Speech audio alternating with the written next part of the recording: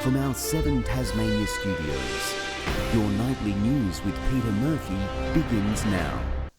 And political parties here are hedging their bets for an early state election, backing new look lineups. The government still refusing to play into speculation, instead focusing on the delivery of its latest support for Tasmanians living with a disability.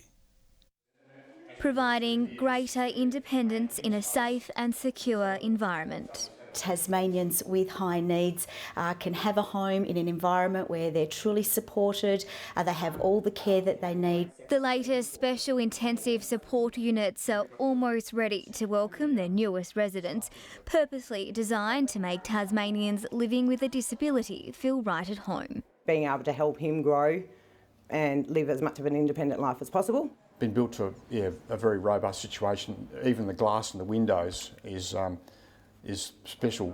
While the state government prefers to promote projects in progress, its political opponents are circling, busy readying themselves for an early state election. I think we all have to be prepared for an election at any point in time, and we're ready if that's the case. Seriously, I do think you'll find that there'll be an election in that first half of next year. The Jackie Lambie network is entering the state race for the first time, shoring up 3 Lions candidates. We're coming for the state of Tasmania.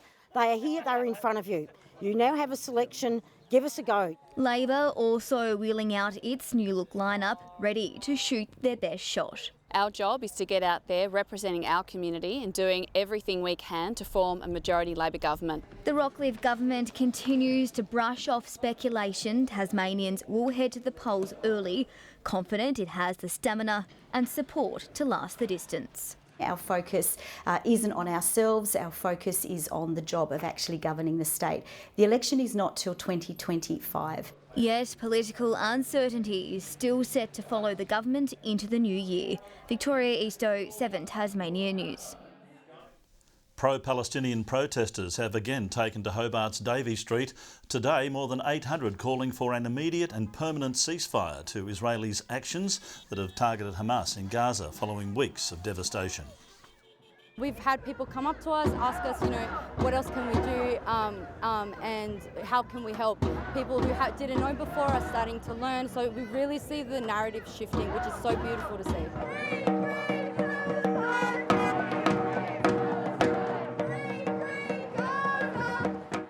The 9th rally held in Hobart, the group vowing to continue showing up until their voices are heard.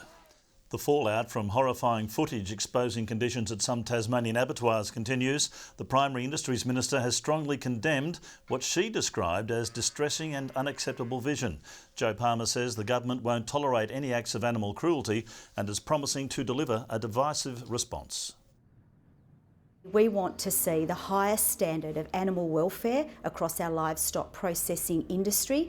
That is what our farmers expect, that is what our community expects, and that is certainly what our government expects. A decisive response. The Minister says she'll explore all possible options and nothing will be left off the table. It's one of Australia's most historic townships and home to the country's oldest standing bridge. Today, the residents of Richmond took to the streets in a parade that, in part, relived a complicated past for a town that, as much as any other, reflects our state's convict heritage. Parading through the ages, outlining 2 centuries of Richmond's rich history. Give women the vote! It's lovely to see the history and just to see a town coming together like this, it's really amazing. Richmond today turning it on for the start of the bicentenary celebration of the iconic town and bridge. Thousands of locals and travellers alike making the trek to view vintage cars, outfits, animals and machinery through the ages, marking the start of the event. What was your favourite part?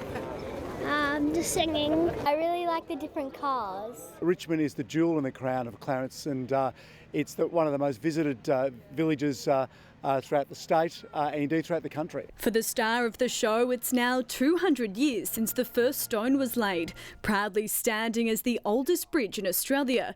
Today, a chance to reflect on how it came to be. Recognise both the achievements since 1820s, but also to bring a bit of honesty and a bit of knowledge about what came before and what befell the Mimmerimina people. Local traders welcoming thousands with open arms as many secured a prime viewing spot in the sun. We'll be extremely busy today. Looking forward to seeing a lot of people throughout the street. A look into the past, prompting Clarence City Council to consider the future to ensure the village thrives for another 200 years. Our community, we've recently released the draft Richmond Master Plan. We're asking for community feedback, and that will feed into ensuring that this village is future-proof. The festivities will continue over the next few weekends and into March next year. Ruby Cairns, 7 Tasmania News.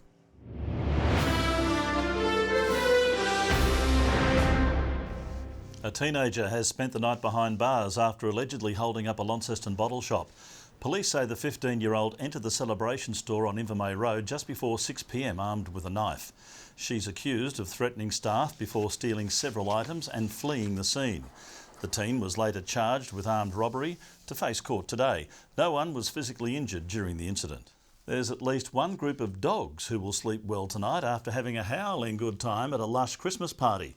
Now in its 8th year, the fundraising event was created to support Small Paws Animal Rescue, currently overwhelmed with high surrender rates. After a year of good behaviour, this cohort of canines had their time in the sun, having a ball at Wobbly Boot Vineyard's Tinsel and Tails Christmas party.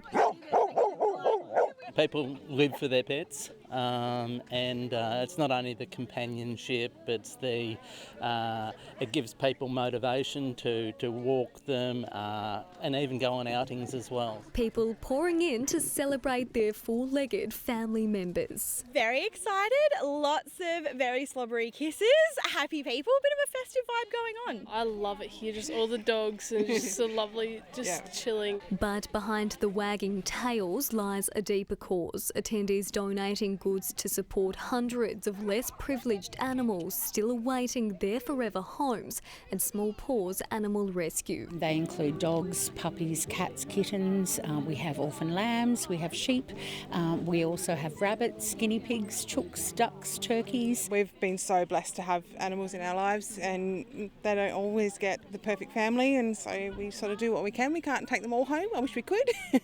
Many of their success stories there today. So we adopted Chili from Small Paws. She was a litter of 11, born in February this year, and we've had her for the last 4 or 5 months as part of our family, so we're very connected to Small Paws.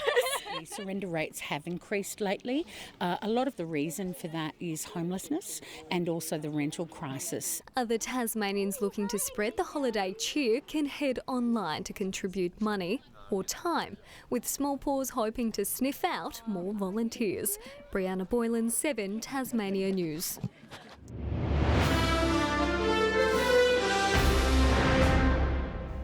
Tasmania's jack jumpers have destroyed the New Zealand Breakers. Yes, and on their home court, thank you very much. Our team putting on a stellar performance despite missing a key player.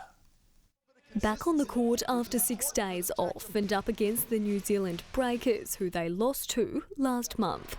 The jack jumpers had their work cut out on foreign territory in Auckland. Jackie's star Milton Doyle missing from the first multiverse round after the death of his father. Big shout out to Milton Doyle. Our thoughts and prayers are with him. The funeral's tomorrow for his father. I'm sure he's excited about this outcome for us, and this guy's played very hard for him. Lachlan Barker pulled into cover but benched after 3.5 minutes of play. I trust everyone across the board on our roster, and when they're putting in that kind of work, these are the moments that you step in and you maybe never step out of a rotation. That happened last year with Shawnee Mack. What started as an even battle quickly turned sour for the Breakers. McVeigh flexing his talent with an impressive three-quarter shot.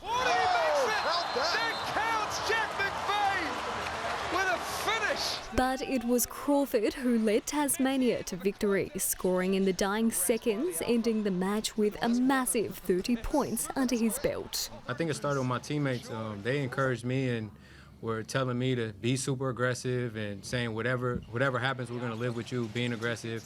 They were super confident in me. Still second on the ladder, the Jack Jumpers are eyeing Melbourne, currently in top spot. Brianna Boylan, 7 Tasmania News. Good evening. Maximum temperatures today were generally within 2 degrees of our state's average. Hobart and Devonport 20 degrees, Launceston 22, Burnie 19. Further out, Ouse 24, Grove 22, Friendly Beaches 21, 19. The common temperature across the state for the islands, Luncheon Hill, Low Head, St Helens, Maria Island, Laiwini and Strawn. A thick cloud band is seen over Bass Strait and the northern half of Tasmania, with patches of clearer skies in the south. Large cloud bands are over Bass Strait and South Australia feeding into a trough. Tomorrow there is little change apart from some increasing complexity in the structure of a trough through the middle of the continent. Southwest to southerly winds 15 to 25 knots, although westerly 30 knots in the far south at first, swells building 4 to 5 metres later. A strong wind warning continues tomorrow between Tasman Island to Low Rocky Point. Tomorrow, Hobart, mostly sunny 22, partly cloudy in Dover 23, cloudy also in Ouse 27. Mostly sunny skies in the north. Launceston are in for a taste of summer tomorrow, expecting 30 degrees. Devonport 24, Scottsdale 26.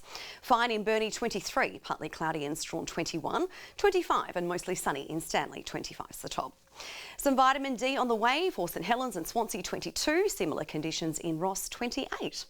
Forecast for Tuesday, we welcome fine and hot inland conditions. Wednesday remaining warm and mostly fine until showers and thunderstorms develop from the west during the afternoon and evening.